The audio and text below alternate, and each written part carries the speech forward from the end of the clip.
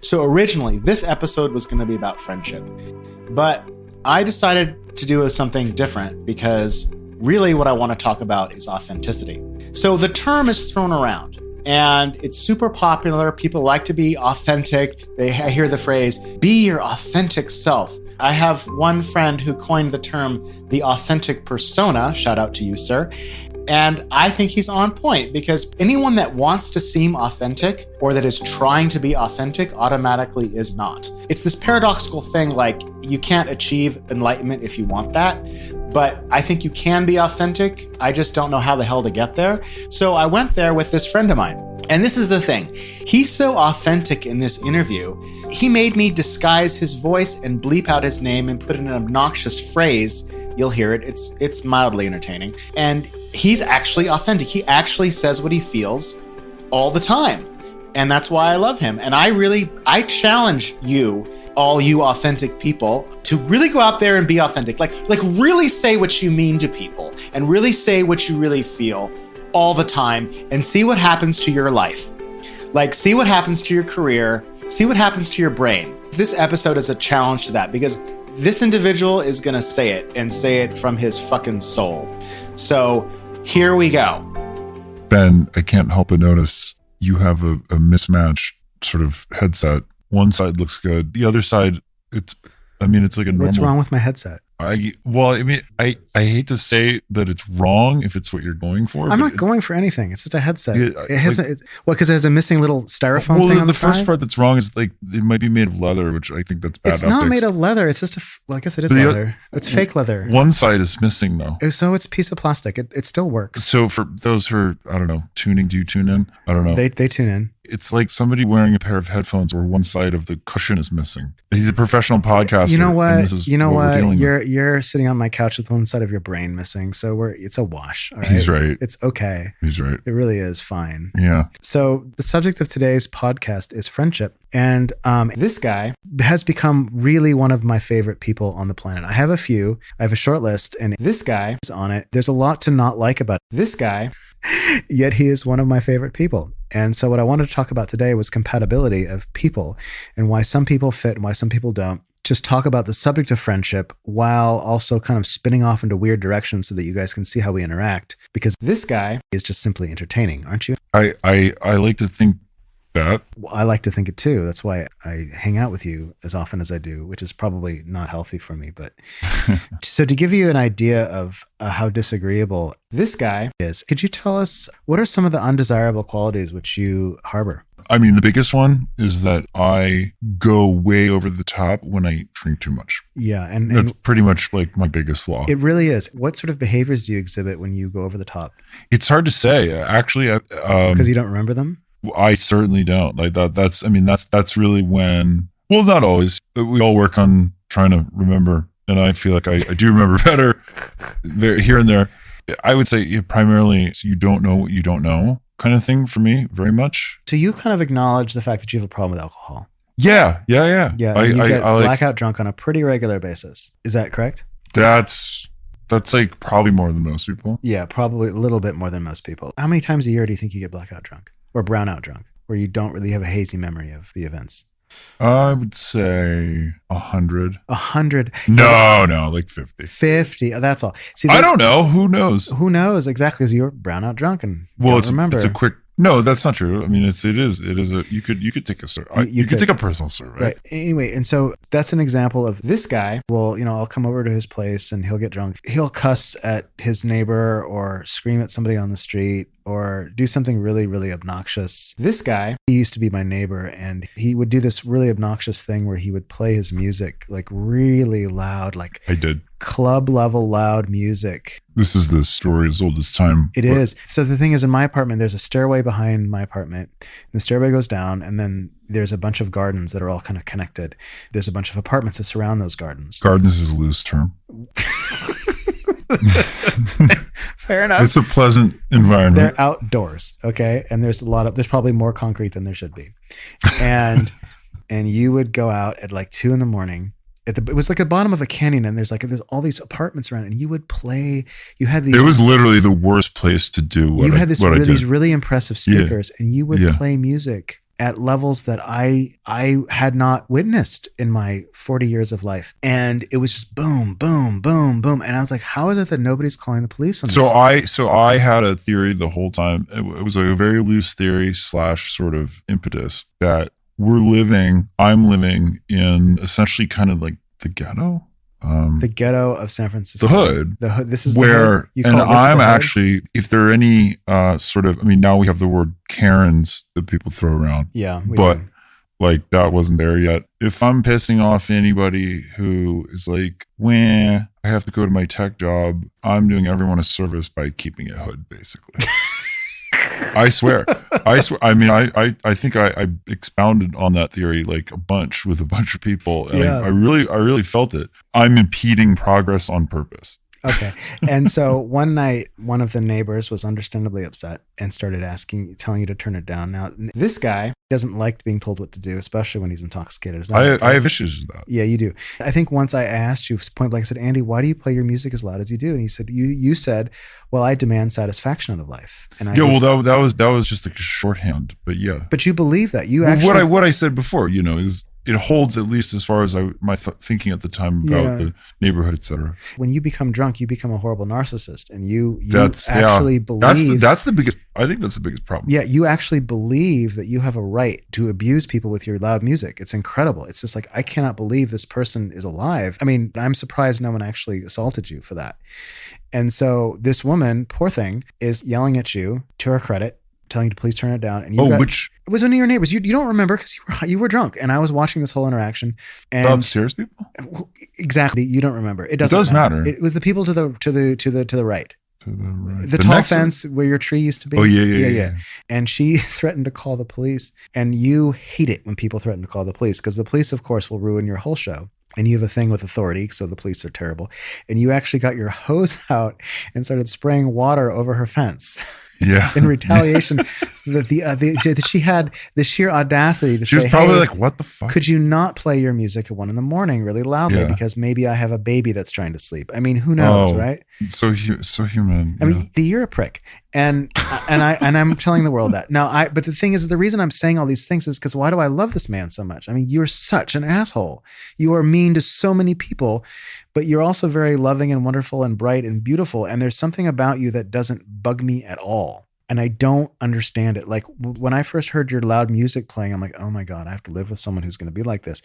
I thought, okay, there's two strategies here. I either have to draw a hard line, become this guy's enemy, or become friends with him and actually say, hey, Brian, could you turn the music down? And so one day, I hadn't met you at this point. This was years ago. And I'm walking down with my laundry, and you look up and you're sitting in your backyard drinking some wine, because that's what you do or did. For sure. And you said, hey, hop over. It wasn't hello. It wasn't like, hi, my name is Andy. It was like, hey, hop over. And so I did that, and we got to know each other. I remember having these conversations with you. And I remember once I asked you to turn your music down, and you looked at me and you said, pay me. You said, when in doubt, always go capitalist. Yeah. And like, look, no, I'm not going to pay you to turn. You're not going to. Anyway, I remember once you were playing music really loudly, and you had some people over, and they were drunk and stoned, and some of them were hooking up. This was were they did they seem like they were having a good time? I don't remember. All I know is that it was late, and I wanted you to shut the fuck up. And so I hopped the fence. They were having a good time. I hopped the fence and walked into your house, basically entered your house, and turned the bass knob all the way down. And you were there, and you looked at me from the bed, and you said, bro, bold move. I like that. I like you. Bold move. You saw a fucked up situation. You hopped that fence and you did something about it. Bold move. I respect that. And ever since then, we've been really good friends. I think that moment really solidified our weird ass friendship. Ben, I'm glad that you own that. And that's very true. And that actually just right there on that property, like during that period, I did have one other person do that. He came in with his robe. I had neglected to lock the front door, and a man walked in from an adjacent property in his robe while I was like sleeping, left the music playing, did the same thing, and like kicked me gently while I was sleeping. And he goes, I turned your music down. I have so much respect for him as well. Who is this man? I don't know. I never knew. I was like, oh, cool. Thank you. Fascinating. So just for those of you listening at home, there is a dog here, and I'm not going to edit that out because dogs are cute and everyone likes dogs. And what kind of dog is this? It's a very cute dog. It's a Cavalier King Charles Spaniel. And what is his name? His name's Oliver, technically Sir Oliver. He can bark all he wants. Ollie, what are you doing? Hey. Oh, he's hearing other dogs bark, and so he's joining in. There's a cacophony outside. The cacophony. Learn to speak. Yes. Okay. All right, Ollie, that's enough. Wow. He's really into it. This is what do you suppose dogs think they're going to accomplish? They don't. They're just like the funniest. Like they're what's like gonna happen? funny little animals. Are they going to get a balloon for this? Like what Balloon. like what that happens? Oh, you barked. You heard another dog bark. Here you go. No, Here's this your is like balloon. when it's like other animals, it's very animalistic. Anyway, we were talking about your terrible behavior. Why do you think that you and I get along? I mean, I think that part of the reason that you and I get along is because like I don't know what it is. There's nothing about you that irks me. The thing about it is that you're really authentic about your bad behavior. You don't hide it. You don't say, "Oh, I didn't do that thing with the music." You're like, "Yeah, I did that thing with the music, and I stand by it because I'm trying to help the neighborhood." It's like, what? That's ridiculous. But you double down on everything that's shitty about yourself, and I really appreciate that about you. So you never surprise me. I never go like, "What is he gonna, say? Like, what's gonna come out of his mouth that's hurtful?" Like, you don't needle me. You don't have any agenda. You don't have any ego agenda. You just want what you want. You want to play your music. You want to smoke your cigarettes. You want to drink your booze. You just want your things, and you don't want to bother anybody in a way. What do you think? Why do you think we click? We both deconstruct society. Okay. Say more. And most people don't. What do you mean by that? When you naturally deconstruct society and feel like you don't like the norms and expectations around you, you look for somebody to talk about that with. And that's what I find in you. Well, what's something about society that really fucking bothers you? Okay. What I found is that Ben loves things that are correct in the world, but then when you get too specific, it really binds him. He feels like all bound up, and he's like, "Yeah, whatever." And I have found that to be a problem with everyone that I know. It doesn't bother you when I do it. Well, yeah, it's annoying. It's annoying with everybody. But you suffer it from I do. Do I get jacked up about specific things like what? Like, what are you talking about even? It's certain things where I am trying to be specific. I'm very particular. I get very particular. I get very excited. Manic? I don't know if I'm really manic. Kind of manic, right? Well, get kind of manic about. You're out of your mind. I don't know if you're manic. Well, you don't go in phases. I mean, you're consistently insane. Yeah, that's a cool drawing. I mean, here's you, and here's a drawing of the table, and here's a smiley face, and here's some swirly things. Do you want to make anything of that? This is this could be. So Ben has made pretty much something that's primed to be an NFT. So I can't help you. Anyway, look, let's talk about alcohol. What do you think about the fact that I don't like to drink that much? To keep it simple, I don't physically, I don't understand it. There's always a cultural thing where people say, "Oh, you grew up with people who drink more than others," and that is absolutely true. It's regional, it's family, it's whatever. It's like all those things sort of multiply and divide. It confuses you that I don't drink too much, that I don't like to day drink. Like today, for instance, we were at a bar and we had a cocktail or two, and as we're about to leave, you're like, "I want to get a beer to go." And it's like, why the fuck would you? What? Well, walking down the street with a beer is, especially like a cold beer in a cup, which is actually something, at least in California, which didn't really exist before. COVID. Not allowed. Pretty glorious. So I like to embrace that. We're only going to have that for a limited period of time. Mm-hmm. So has COVID been good for alcoholism? You already know that it has. I think so. I want to jump back. So I'm sitting here with Ben, who does deal with all forms of alcoholism. Mm-hmm.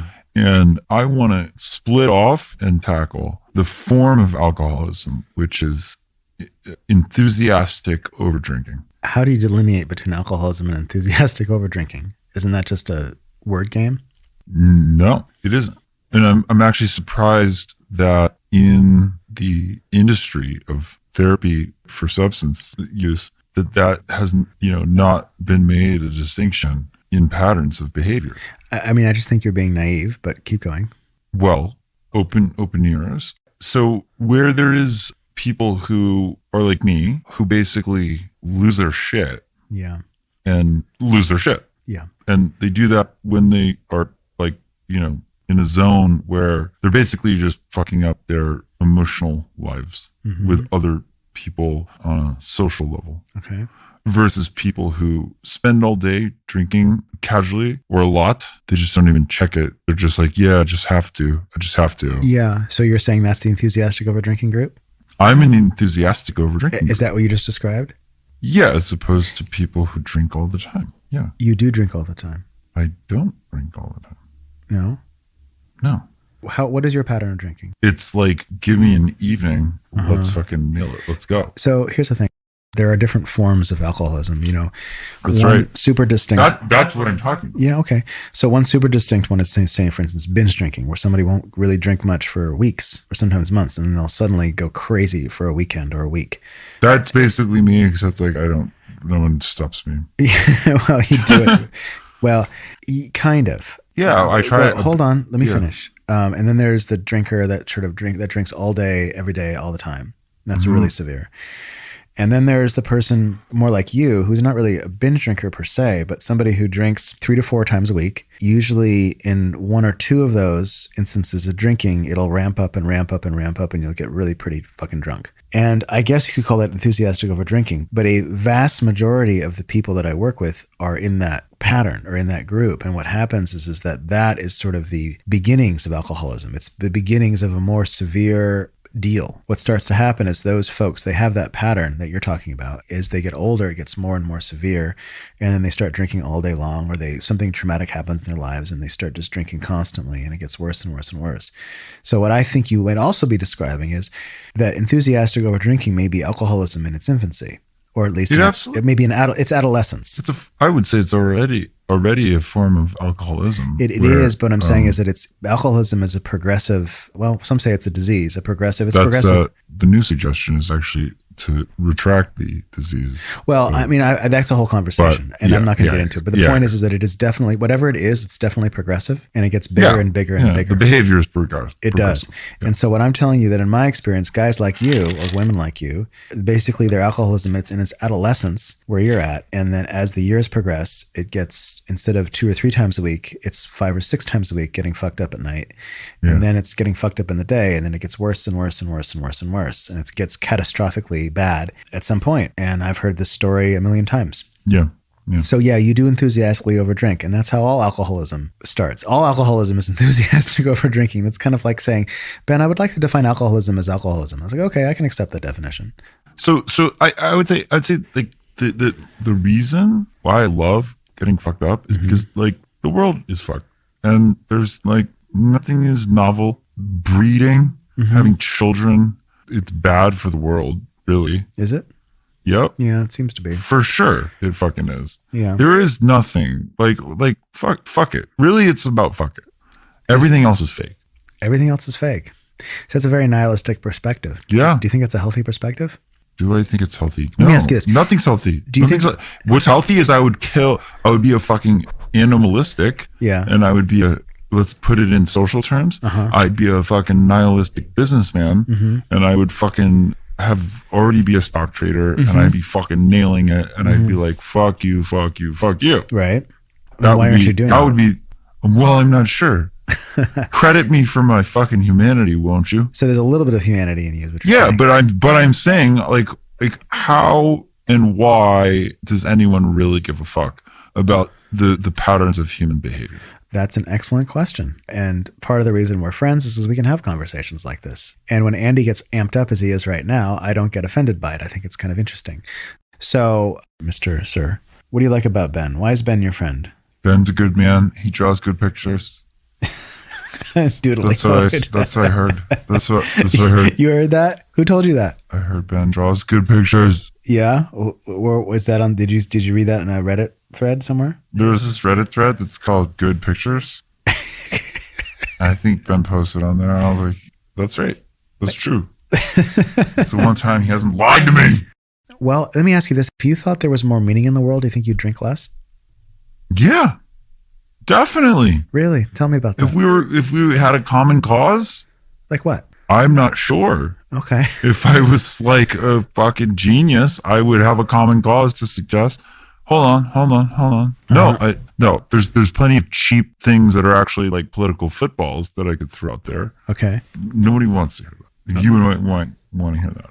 Like, yeah, I'm a nihilist, basically. Right. Which is why you demand satisfaction in the moment. That's why By playing your music loud and getting fucked up and doing all these things. Yeah. So what do you think is wrong with the world? Really, nothing's wrong or right with the world. It's just plunging ahead. So I'm not religious, and I don't think there's any right and wrong. Okay. Like there is for me that is emotional with, I guess, a loosely Judeo-Christian sense of when you see people suffering, you feel pangs of hurt, that form of empathy. But other than that, what is there, right? Like, where do you think this nihilistic perspective came from in you? I think it's 100% natural. But I don't have it. Am I unnatural? You were more susceptible to the societal things that gave you a Judeo-Christian / Why? religious belief in humanity So and you're the saying that- positivity of humanity. Why was I I just susceptible? didn't receive that as strongly as you did. How do you know I received that? Animals do not receive the positivity and the whatever, half the things that we talk about. But how do you look, you can't just attribute Judeo-Christian, et cetera, et cetera, et It's cetera. not just Judeo-Christian. Why do I see more meaning in life than you? Because of your cultural, I don't have Absorption. a cultural absorption. Why was my cultural absorption different than yours? I'm not sure. Okay. What was your cultural absorption like? Were you raised in like a barn? Like what happened? No, I think it's the way that my brain works. Why does your brain work like that? I'm not You sure. said it was cultural. You could consult nobody. I really think that I don't. Well, no, for sure. As an only child, I quickly sort of pushed my family strongly at a young age to like lay off of me. Okay. And I'm proud of that. Why are you proud of that? Well, in the scheme of what people should be proud of in the world, you could be proud of self-determination, right? Mm-hmm. So that's why. Okay. And how did that manifest? What did that look like when you were a kid? What would you do with your parents, or what would you? I did. I defined a lot of my own values How did you do that? by saying so. What did that look like? It looked like me speaking, mostly just speaking. So give me. I'll give a little more color. Yeah. Speaking using the power given to me by my mom, who taught me to speak very well. Yeah, I met your mom. She's very articulate Yeah. and a little out of her mind. God bless her. She's on the new train. She's on one of the new trains. She's on the new train for There's a lot sure. of trains running. Yeah. It's almost every hour. They're leaving the station every hour. Where are you headed? I don't fucking know.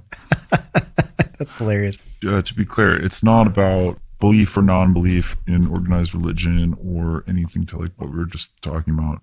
But I told my family in 2012 or 13 or whatever, somewhere around there, we are fucked as a society. Now the automation threat is real. Why do you think the threat of automation is real? What are you seeing that makes you think that? Yeah, the biggest one is like the entire Amazon warehouse. The number of people required to run it is extremely low. Tell me about that. There's this Amazon warehouse, and if you were living in 2010, what it could have been for the positivists would be this glorious exchanging of packages. Like, Santa's not involved, but it's like package exchange. Even at Christmas, I mean, Santa's not involved. The idea of the warehouse, right? Like the most dire future that you could imagine.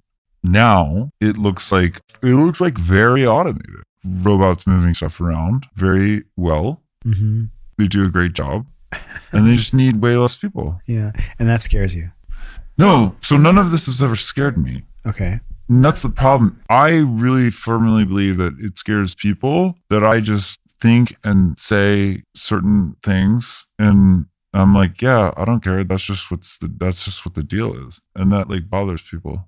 It has my whole life. You'll sort of state the matter, the truth about a thing, and that bothers people. You know what I really like? The shorthand of autism. And I know you probably deal with this and you're like, dude, easy with that in the psych game. Mm-hmm. But like, I want to create a new category where it's just like casual autism. Like, go fuck yourself. Here's the deal. I otherwise do not care on like X, Y, or Z. But you could like opt in, opt out with various topics that you believe in. You'd be like, oh, check a box. I'm autistic about this. I shouldn't laugh at that. I think it's interesting that autism gets used to discuss a lot of things in our culture. I heard one theory that the reason that autism is on the rise is because tech nerds are a higher value human, and so they're breeding more. But I find that to be ridiculous. Just completely ridiculous. I don't. That kind of checks out. I figured you'd say that. Sorry, why would you counter that? There's something about it that just seems just terribly wrong. You just want it to be true? There's just so many factors that, I mean, like what is the rate at which people who do tech have social babies? Darwinism is real. Has it really, but I know, but has that really changed over the years? It's like, there's so many numbers that you'd have to check to Holy shit, verify dude. that. Social Darwinism is like evolution refined. It's like evolution concentrated. If you have that fear and you see this sample set in your practice and social life, general life, you're probably right. Okay. So you're saying that you drink because you don't give a fuck. What does drinking do for you? Does it make you feel You feel dumber? You feel dumber? Do you enjoy feeling dumber? Yeah. Why? Dumber and smarter. What? Because when you feel dumb, you feel smarter. Oh, I see. When you're dumber, when you're like, yeah, you know, what they call that? when you're not challenged by there's a word for that. It's been going bliss. No, it's like when people are so stupid they don't know they're stupid. They think they're smart. Hit me. Oh, the Dunning-Kruger effect. The Dunning-Kruger effect, this is according to the internet. In psychology, a cognitive bias whereby people with limited knowledge or competence, i.e. dummies, in a given intellectual or social domain greatly overestimate their own knowledge or competence in that domain relative to objective criteria or to the performance of their peers or of people in general. Oh, that's been invoked a lot recently in regard to do your own research. Yeah, the vaccine movement. Right. Yeah. Well, yeah, and a lot of, yeah. Because so many people they're eschewing, doctors and scientists, and Well, you know what the most fashionable thing to dress in is? most fashionable thing to dress in? Yeah. These days, No. Don't. especially around Washington. What? Dior. Do your own research. Wow. That's the worst joke I've ever heard. I just made that up. We can re-record that. We can. So Ben, I mean, when I talk about nihilism, or you put the term on it, where do you see it, right? Well, there's a quote by Carl Jung that I guess I could pull up. You could. Body slam you with this quote, you nihilistic shit. Is that what everyone does when, like, is humanity essentially like precious? I hope so. You do? I do. Sorry. Listen, I'm going to read this quote. Sure. Okay. So I'm going to read this quote by Carl Jung. Okay. And he didn't know. And if he didn't know, Okay. how the fuck am I going to know? Okay. So for those of you listening at home, this is Carl Jung, and he's going to use the word man. And he means humanity and humankind. So please don't be triggered by that. Thank you. By virtue of his reflective faculties, man is raised out of the animal world.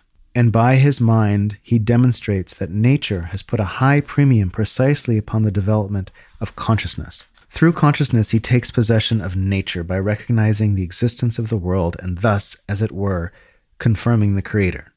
In other words, humanity sees the world and sees things and says, well, something needs to have made this happen. Yes. And therefore, there's a creator, which is sort of, I think, a nod to nihilism, right? The world becomes... It's a check. It's like where they check people in hockey. Yeah. He checked us. The world becomes the phenomenal world. For without conscious reflection, it would not be. If the creator were conscious of himself, he would not need conscious creatures. Nor is it probable that the extremely indirect methods of creation, which squander millions of years upon the development of countless species and creatures, are the outcome of purposeful intention. Check 2, right? Natural history tells us of a haphazard and casual transformation of species over hundreds of millions of years of devouring and being devoured. Check 3. The Well, it's not biological. really a check. That's All right, it's just half a check. That's a acknowledgement. It's an okay, fine. The biological and political history of man is an elaborate repetition of the same thing, but the history of the mind offers a different picture. Here we go. Okay? Mhm. This is when he's like contradicting him, going back on the thing. Now he's not sure. Here, the miracle of reflecting consciousness intervenes. The second cosmogony. I confessed, I don't know what cosmogony means. Fair. Here it comes. The importance of consciousness is so great that one cannot help suspecting the element of meaning to be established somewhere within all of the monstrous, apparently senseless biological turmoil, and that the road to its manifestation was ultimately found on the level of warm-blooded vertebrates possessed of a differentiated brain, found as if by chance, unintended and unforeseen, and yet somehow sensed, felt, and groped for out of some dark urge. Yeah, I struggle even sitting through that because, like, it's still just beautiful humanist poetry. Yeah. So Fuck that. you can't just discount something by saying it's poetic. It's humanist poetry. What's wrong with humanist poetry? How does it separates? It creates an extra additional layer of supremacy around Homo sapiens. what's wrong with that? I don't believe in that. Well, the thing is, it's outside of your frame because your frame says we're all just animals. Yeah. And so what you're saying is that you're rejecting his frame. And what he's saying is that your frame is Supremacy. Hold on. What he's saying is that your frame is insufficient. He's saying that when it comes to looking at the evolution of the mind, at the evolution of consciousness, He's right about that. But well, then there it is. Well, who fucking cares? He's right. He's right. I mean, Well, if he's right, then what are you arguing with me for? Sorry. The passage that you read, flowery, non-deterministic. Well, yeah, it's not a deterministic question. Well, but the matter at hand is sort of like, what's the point? No. Look, and what you're doing is you're saying that my frame is the only frame. Because in your frame, yes, you are. Because in your frame, the only thing that matters is what is deterministic, what is measurable, and what can come to a precise point. And what I'm telling you is that his discussion of consciousness and meaning is outside of the frame of precision. It's outside of the frame of determinism. It is in a totally new zone. And that's what's being introduced. And that's why you don't like it. I don't like it in this milieu here because what I'm trying to get at is the A to Z. The A being, what do I do? The Z being, here's what I do as a thoughtful creature. And that spiel suggests more than a handful of supremacy among humans that validates somewhere along the line getting to a Z, which says you must do this, this, and this in an intellectual, mind-based, moral fashion, which is inextricable from the milieu in which he existed and the writing existed and the English language exists and all of, well, not everything. There are a lot, but basically I don't want to limit it to like a Judeo-Christian tradition, but like all of human tradition exists in that guidance that comes along with that young quote that you read. And that is outside of what I believe. Fundamentally. That's fine. And I'm saying that your frames are incomplete. You need to include that frame that he introduced. Like, I should respect it? I don't know. I do. But I don't. He himself is. He's adding a layer. Yeah, he is, and he's not. That's even very human. And he's not even. No, not necessarily, because he's talking about invertebrates possessed of a differentiated brain. Fine. So monkeys too. Fuck monkeys. Or he was talking about invertebrates in the fucking ocean. I mean, he's not. He's talking about that there was some urge, there was some consciousness, there was some agency, there was some push by nature itself to move forward.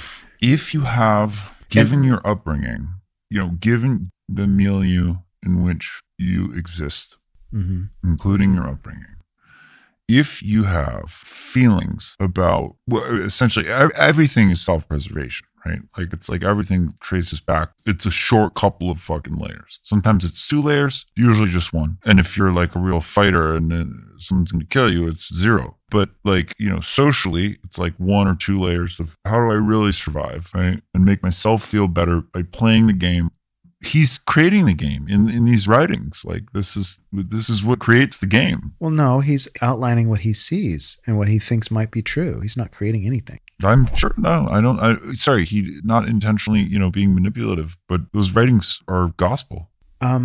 So they define somewhat of a moral construct that like you don't like models that introduce the fact that there might be meaning in the world, and that's what his last paragraph did. It was no, like but I've seen those models.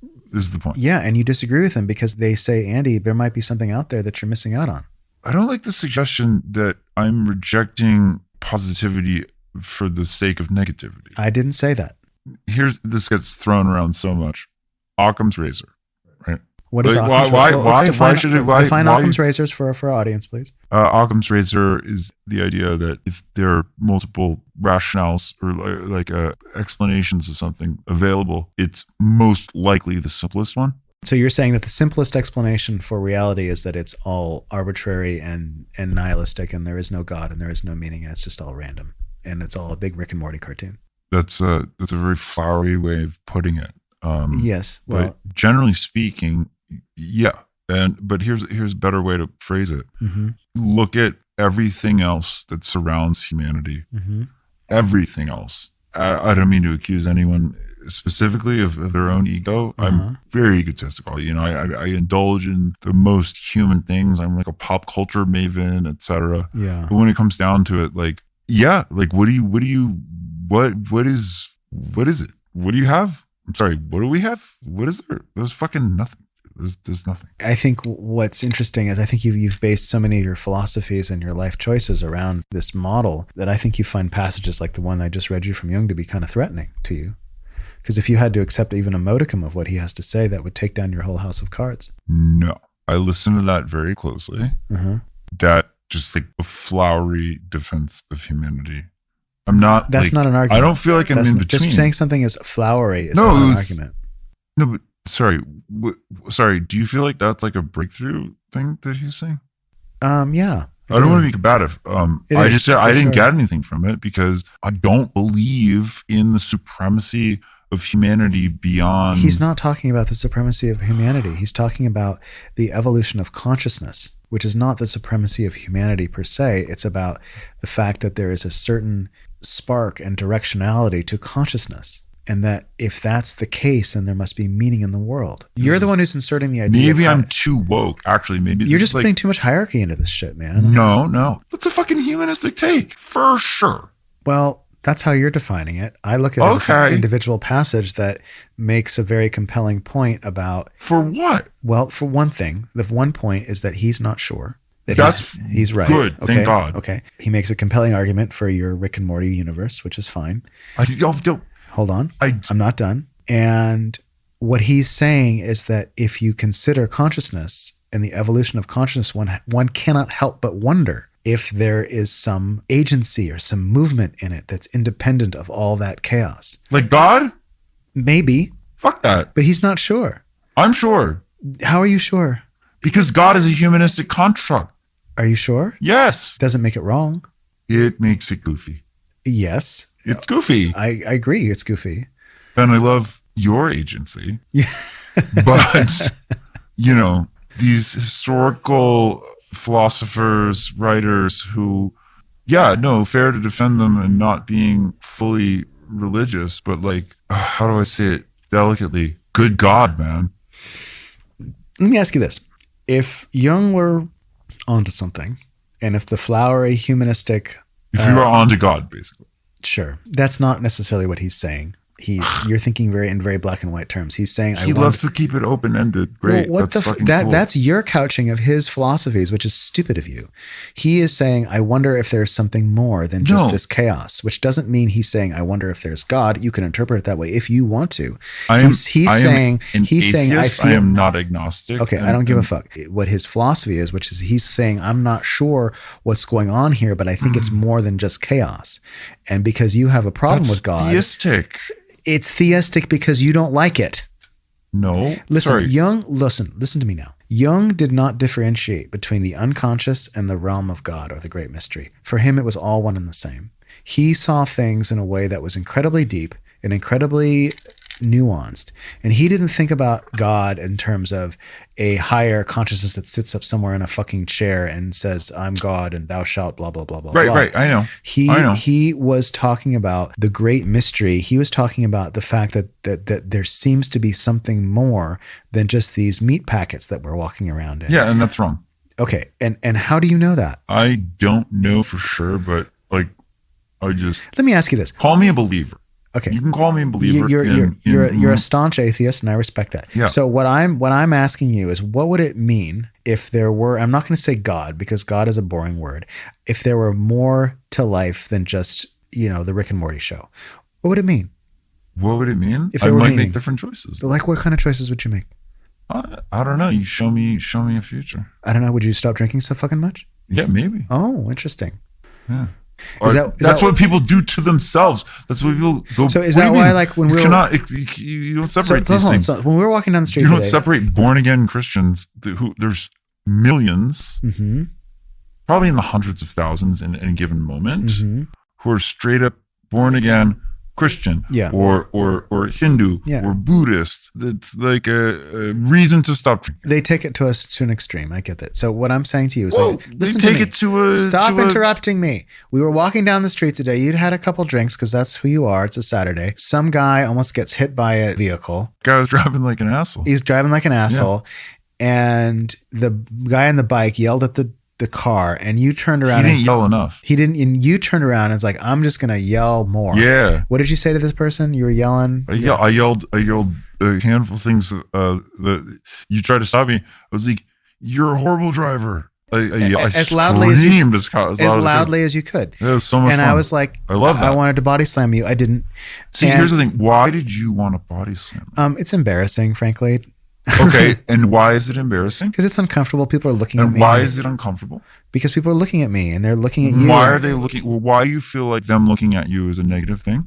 Because I don't want to be the center of attention. Because I don't like, my friend is yelling and screaming and hollering, and I just like, I feel like, oh God. Hold on. Sometimes you do want to be. Sometimes we all want to be the center of attention, but it's a center of attention in a negative way. Why would it be a negative center of attention? I can't really answer that.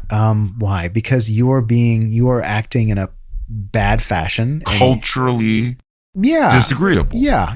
Culture disagreeable. So Right. what's your point? Just acknowledge that. Okay. It's So just culturally disagreeable. I don't disagree. I think there's a little bit more to it. I think that there is something. I think that sometimes things are culture disagreeable. And I enjoyed it. And I also think enjoy that yelling. You do, especially when you're drunk. See, this is where you and I differ, because I think that sometimes cultural attributes are actually based on deeper, indelible, archetypal truths which have meaning. Like, I think that a lot of the times the culture actually arrives at places that are indelible Like to being the nice to people. Yeah, that are indelible to the human psyche, which are connected to something really, really deep, that are not just cultural, And so I guess what I'm wondering is, if you thought like I do and thought that there was actually this bedrock of archetypal, this mantle of archetypal goop down there that everything was connected to, hold on. And we were walking down the street, would you have yelled as loudly as you did? Or would you have said, I'm not going to do this disruptive thing? If I was sort of bedrock acknowledging that you had a connection to like a deeper like love for the way that humanity has been playing out.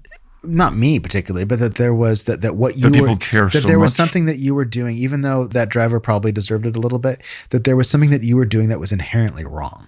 Because I think that if you acknowledge that there's meaning in the world, I think one can acknowledge that yelling and yelling and yelling at somebody in the street like that is inherently wrong. That it's morally wrong at its core.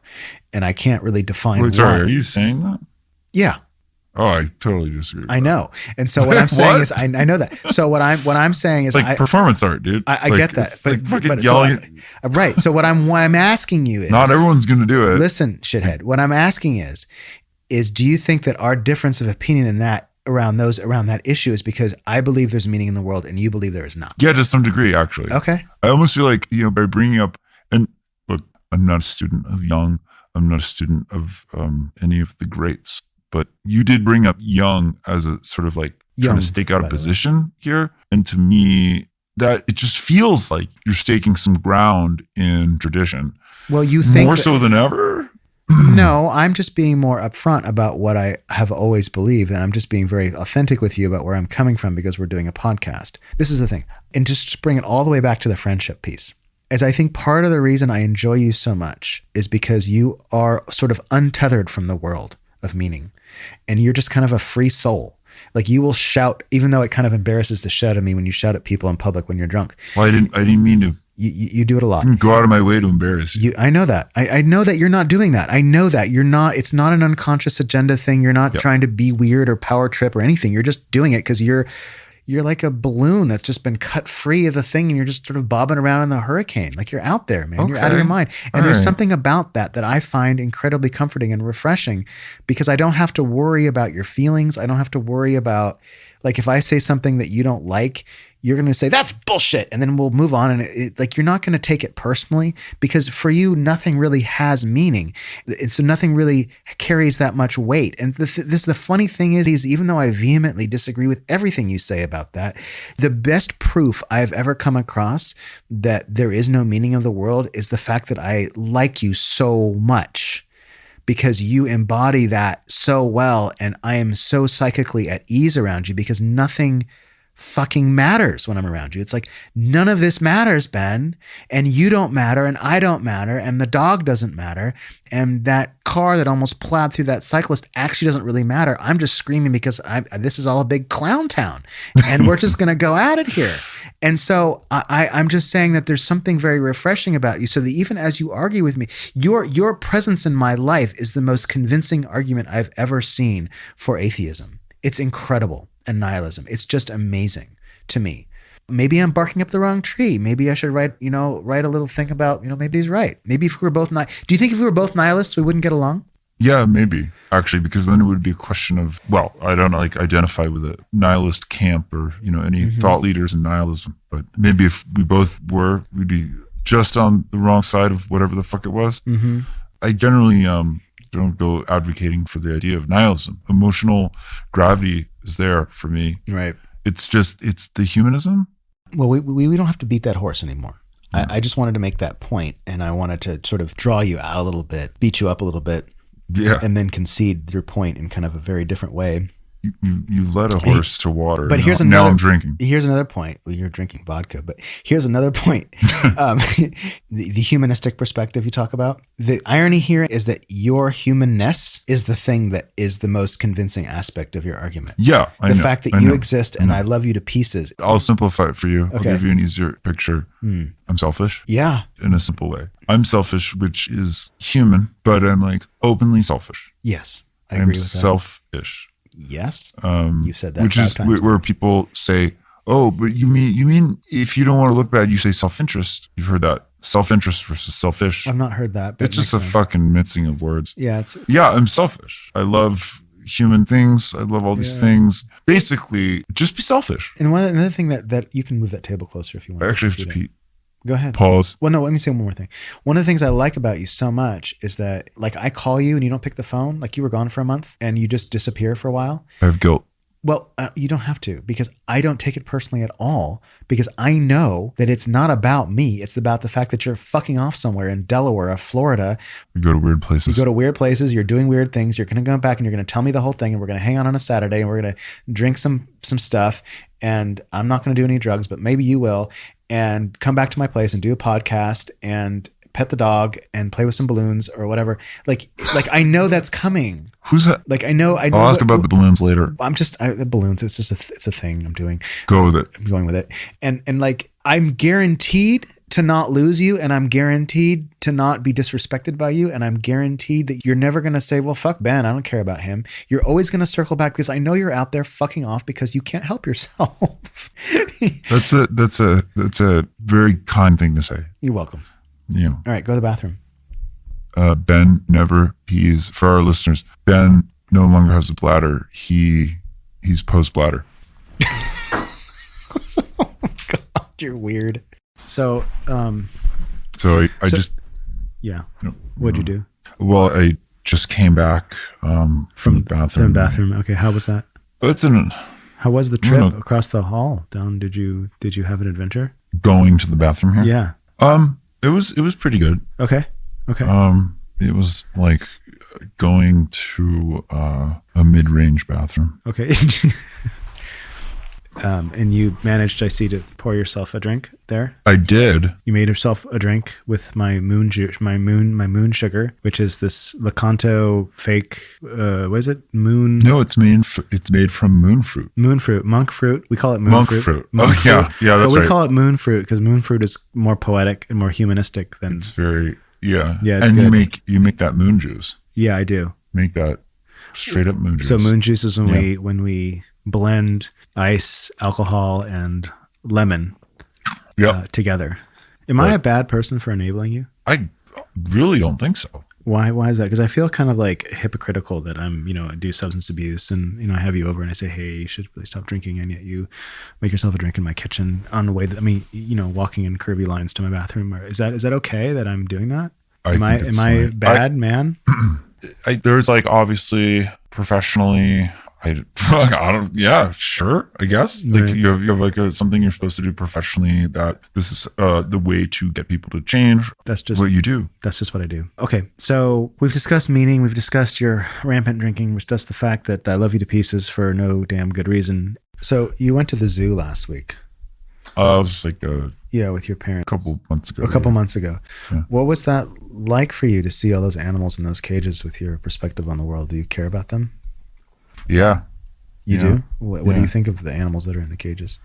There's a pang of, you look at them and you look for whether they seem like distressed. Right. And actually, they don't really seem that distressed. They seem fine. Yeah. They seem fine. And the monkeys, the great apes, they're the worst. Why? They have probably the strongest realization of their containment. It's weird when they look at you to have a different species of animal looking at you and saying, hi there. Yeah, I see you too.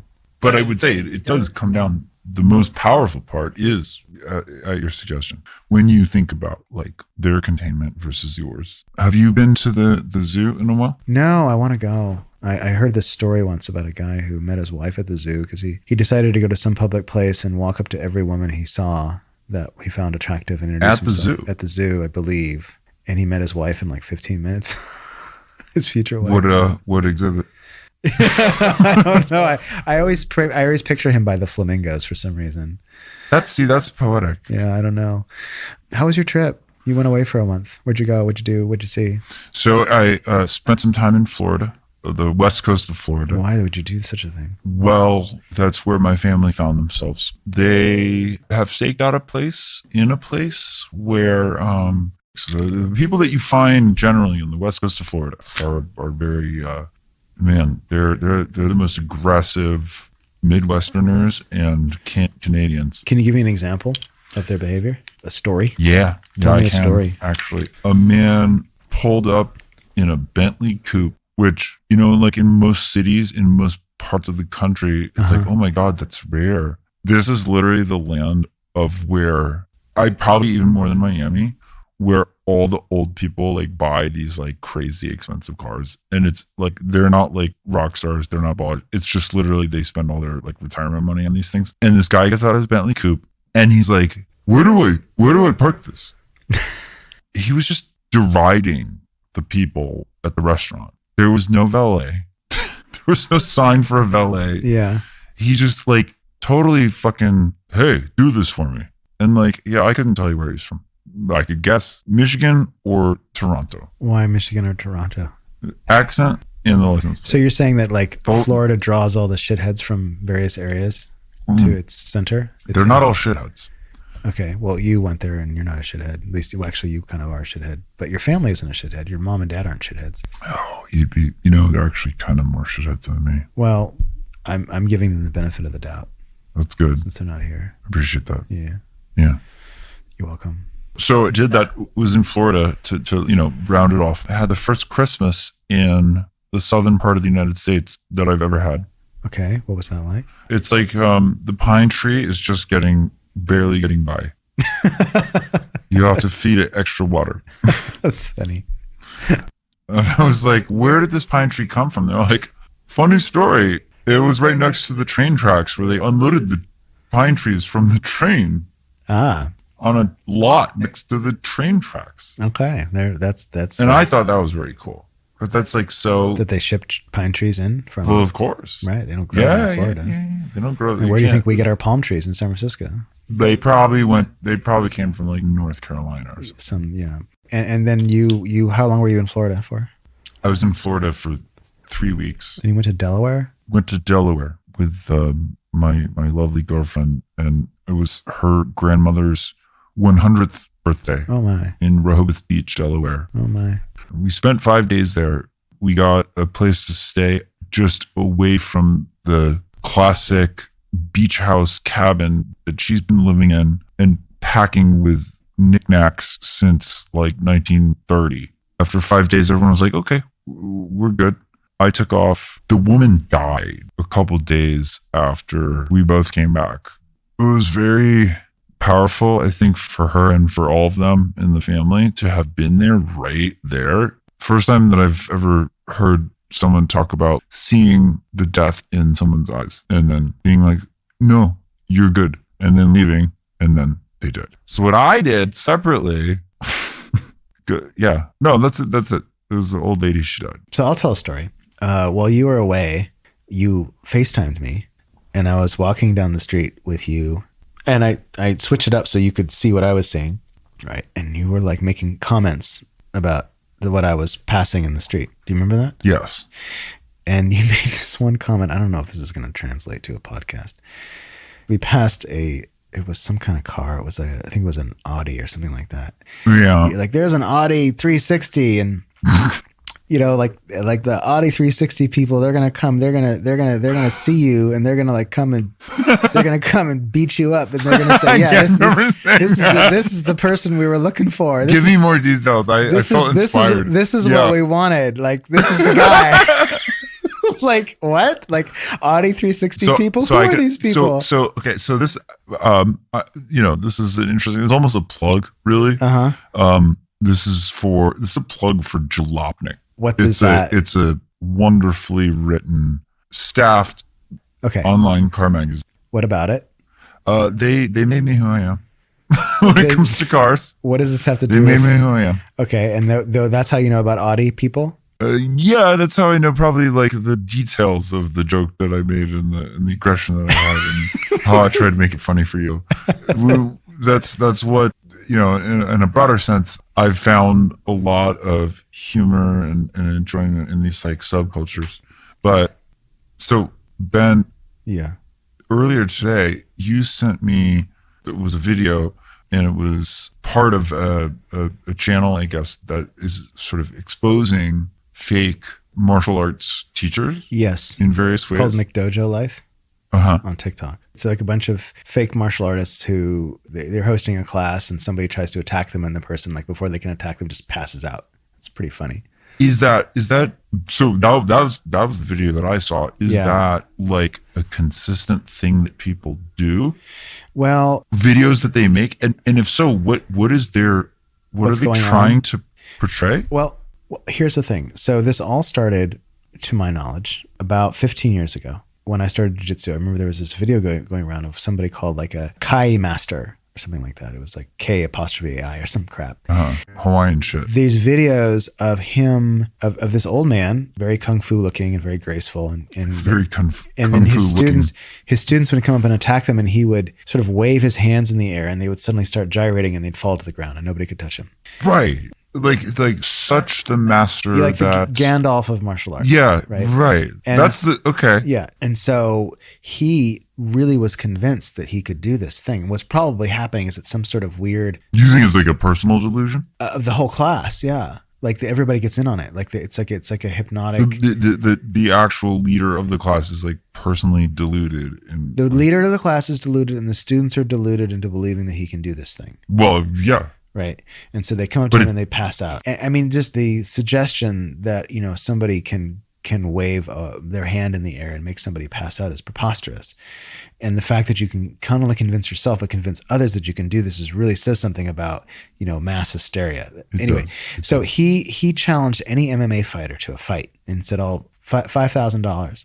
What? Yeah. And so the day of the fight comes, and this mid-level martial MMA fighter just clobbers this poor old man, and he gets hit in the face, and it's just like he looks so stunned, like he's never been hit in his life. and like, what is happening to me? Okay, so this is a question of, and there's a lot of this in our society right now about mutual delusion. Yeah. How much do people believe in like the bullshit they're selling? Was this one of those? Kind of. It's just mass hysteria. I don't know what it is, but but there's lots of videos going around on the internet of dojos where these kung fu masters or whatever they are do a form of this where the student will attack them or approach them, and they'll wave their hands in the air, and the person will suddenly do a jumping jack and fall down and pass out. It's pervasive, and there's hundreds of videos like this, hundreds of them with hundreds of different people. I feel like if that's the case, it's not somebody, truly deluded there. You mean you think that they are actually scamming? It's either they're like going for the meme, going for a meme. No, it's they real. Already know it's a meme. No, it's real. It's the Kai master got his ass. But they're trying to say that they are like telekinetic. Yeah. What? Or that they're using their Kai or their Chi or their whatever the fuck. Yeah. Right. Yeah. Get it's a the thing. fuck It's out. a thing, man. How would you like to our great leader took off his headphones? I just didn't want to wear them anymore. So how would you change the world if you could? I wouldn't much, because I think I would just do the same thing that we're doing so far. And this, so basically, if I was like world president, I'd basically just like take all the recommendations from the separate presidents. Seriously. So tell me something. If dragons were real, okay, and they weren't terribly dangerous, would you want to own one? If they were dumb, like dogs, yeah, maybe. Why? You don't want to, because it's a feeling of control and a sadness that you bring to another animal. Would you like a large dumb dragon or a small dumb dragon? If I was like Ted Turner, I'd have the largest fucking dragon. Okay. Out in Montana. What would you do with it? Definitely ride it. You'd ride the dragon? Okay. Yeah. Where would you go? I'd ride to NBC headquarters and be like, I just burned down your main transmitter. What now? That's awesome. In all the major markets. Okay. Within 24 hours. All right. You'd be like Game of Thrones it. Try to send the F-16s. But if your dragon's dumb, it would have a hard time managing F-16s. No, I'd be riding it. Would it be faster than No, it wouldn't be. But I basically the dragon, because you know how they can fold their wings? Yeah, I can make it. They can fit inside a shipping container. And like smuggle. I would smuggle myself with my basically best man dragon. Yeah. I would have mad dragons. Yeah. Like a bunch. But I have one that is like the fucking killer. Yeah. And I would smuggle it on an intracoastal train shipping for sure unit. Yeah.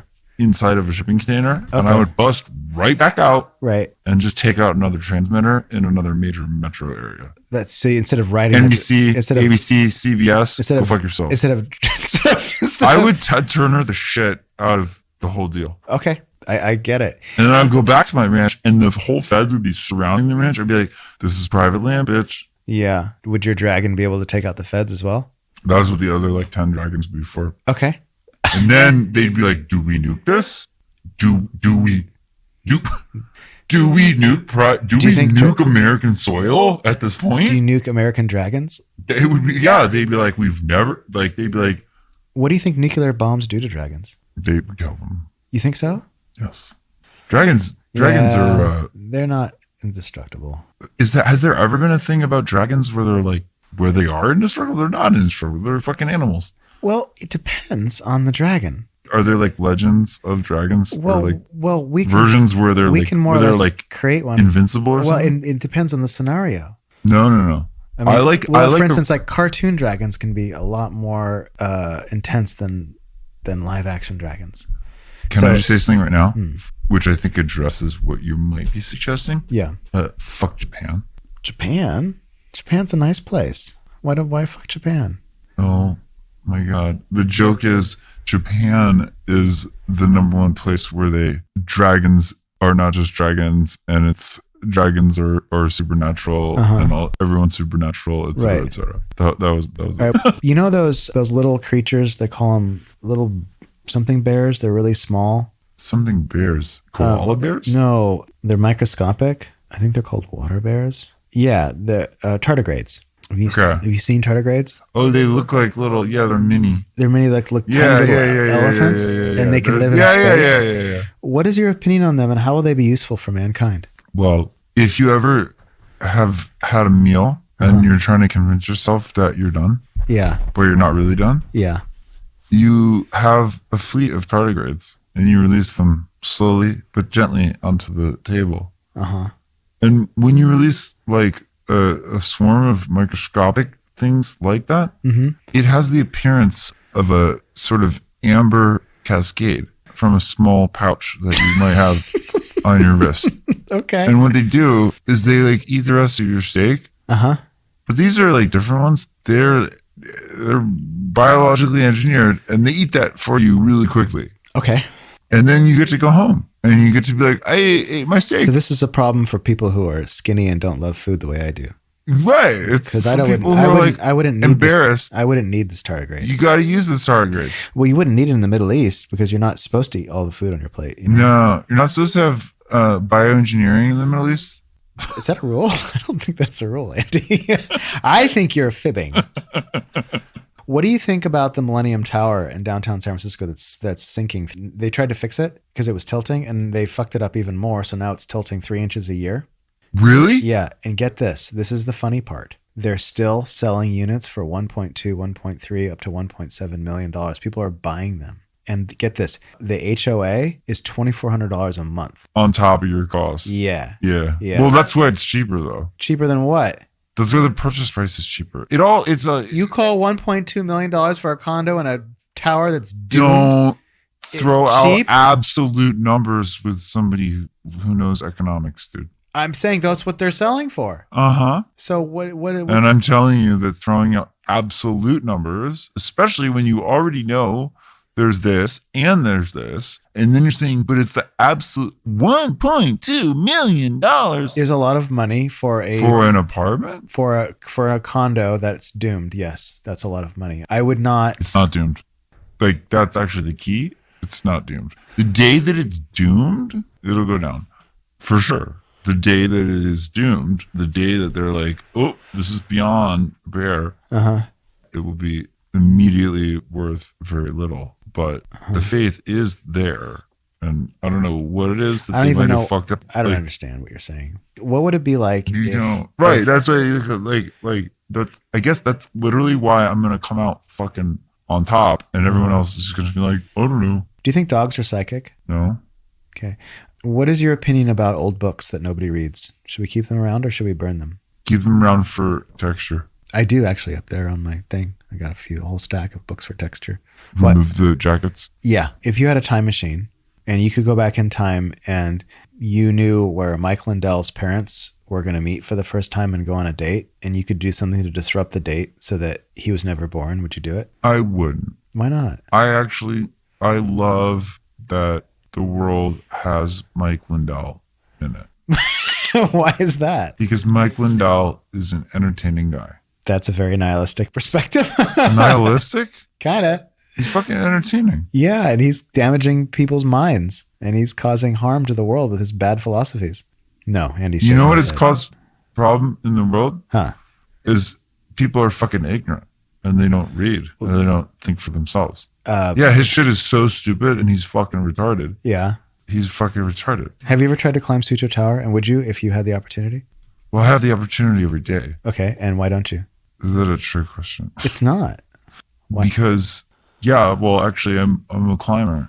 But I don't because I don't think that, well, you get arrested. I would fucking do it in a second, but you get arrested because they have cameras all over it. Are you hungry? I'm definitely going to be hungry. Okay, I can definitely make you some food. So thank you for coming in. I appreciate all the conversation, and I think I've made a case for why we are friends. I understand that it's my thesis is not might not be entirely clear, but I think my point is that I don't know what my point is. I think my point is diving into friendship. Did either of us have a thesis? I don't know. Yeah, I don't know. I love you, Ben. Love you too. I think like your directness and just fearlessness, and that's something that gets thrown around a lot. It's like fearlessness, but truly, like fearlessness in the face of a lot of cultural claptrap. That's friendship for me. Okay. Yeah. The being topical, agreeing, disagreeing, the ability to either really agree or like civilly disagree. Yeah. That's friendship. Yeah, because we fight like cats and dogs, you and I, but we don't ever get mad about it. We just argue and fuck you. Okay, let's eat. Yeah. And I would even say we're doing cats and dogs friendship before this modern YouTube cat OMG cat loves dog, Well, before that. Yeah, in a way, in the sense that we're not doing something high tech. Right, it's low tech. It's pretty low tech. It's a low tech friendship. It's an analog friendship. It's super analog. We actually do things together. I mean, your hatred for like all of the various backgrounds that I have and the deep digging, it'll never go anywhere for me. I mean, in what sense? It'll never go away. That I'll never stop giving you shit, is what you're saying? Like ever? What? I'll never tell you how wrong you are. My love for you will never go away, but yeah, probably, I'm sure both. Yeah. Well, I really appreciate it, and I don't know how much of this I'm going to keep, but I'm going to keep enough of it to make the point that there's just something totally wonderfully charming and infectious about you that I wanted to share with the world. It is this sort of charming, ineffable quality that I look for in fellow human beings that draws me towards them. I have a good friend, Felix, who's also a bit like you, and he's a Mad Hatter. It's like the Mad Hatter from Alice in Wonderland with the, it's time for tea. Like he's out of his mind, but he's glorious and wonderful, and everybody loves him, and he's harmless, basically. True Mad Hatter. Yeah, you are mostly harmless. And I'm drawn to those types of people because I think they free me up, honestly. They let me be me in any situation, and I don't have to be anything. Well, you might otherwise be beholden to culture. Yeah. And think that, things have meaning and this matters. Things do to various degrees. Yeah, I guess they do and they don't. It's all very confusing now that we've had this long conversation. Well, sir, I appreciate your time, and I'm going to make you some dinner. And look at that dog. Oh, dog likes my couch. He does. That is a cute dog. Oh my goodness, look at his little nose. All right, man. Well, take care. Thanks, Ben. All right. Great to be here. Yep. So how was that for you? Not everyone has the same passions as my friend. But I guess what I want to ask is, are you sold on the idea of authenticity? Did your definition change? I guess the real question is, when is it appropriate to be truly authentic? When we're pouring our heart out to someone we love? When we feel the need to finally speak our truth? I guess that's up to you. I want to thank my friend for coming, for doing his thing, and holding himself bare to the world, even if we cut out his name, and disguised his voice, and possibly flew him out of the country. Thank you for listening, and stay tuned for more.